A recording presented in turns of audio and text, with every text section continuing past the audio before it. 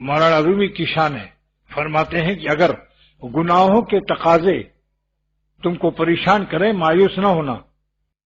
اس سورج کا اثر دیکھ لو کہ جہاں جنگلوں میں پیشاب پیخانہ بیل گائے بھینس کرتے ہیں، دیہاتوں میں جاؤ دیکھو جنگلوں میں چرتے ہیں اور وہیں ایکسپورٹ کرتے ہیں، سورج کی شعاؤں سے بیل گائے بھینس اینڈ سانڈ بھی اس میں شامل ہے، سب ساتھ ساتھ ہوتے ہیں تاکہ گائے رانڈ نہ ہو۔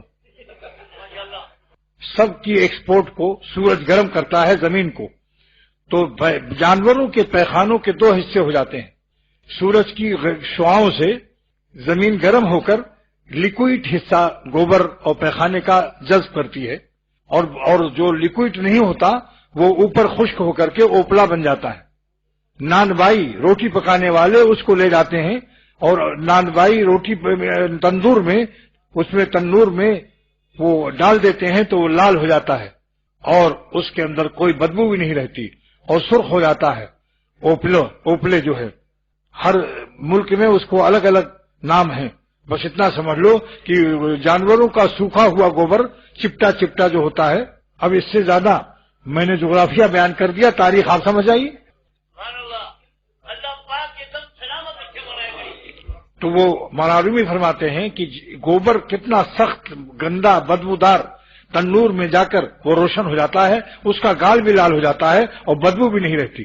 اور نمبر 2، لیکوئڈ حصہ باریک جو سورج کی گرمی سے زمین جذب کرتی ہے، میدے زمین کو سورج گرم کرتا ہے جس سے قوت جاذبہ امپورٹ کرنے کی صلاحیت زمین میں زیادہ ہو جاتی ہے، اور گوبر کا لیکوئڈ اور باریک اور رقیق اور سیال حصہ اپنے اندر زمین جذب کر کے اس زمین میں طاقت نشو و نما کا کام کرتی ہے۔ وہ زمین کا وہ کھاد گلابوں میں، چمیلیوں میں اور گندم میں وہ ڈالا جاتا ہے، جس کی وجہ سے آپ کی دم ہلانے لگتے ہیں کھا کر کے۔ اگر کھانا نہ ملے تو دم ہلے گی، یہ ساری شرارت گندم کی ہے۔ تو اللہ سبحانہ و تعالی اس زمین کو جس نے لیکوئڈ گوبر کو چوس لیا، وہ زمین اس قابل ہو جاتی ہے کہ جہاں لگا دو گلاب چنبیلی خوشبودار۔ وہ گندگی سورج کی احسان اور سورج کی گرمی سے وہ گندگی انسانوں کے لیے خوشبودار گلاب چنبیلی بن گئی۔ گوبر کا سیال حصہ کیا بن گیا؟ گلاب چنبیلی بن گیا۔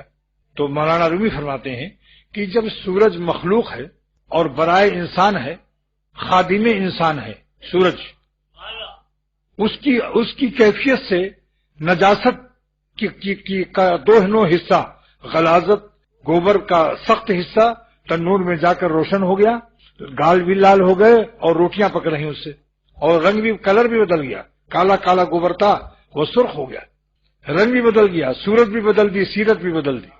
اور جو لیکوئڈ حصہ تھا سیال، وہ بیلا چنبیلی گلاب کے پھولوں کے گملوں میں ڈال دیا تو اس سے خوشبودار پھول پیدا ہو رہے ہیں۔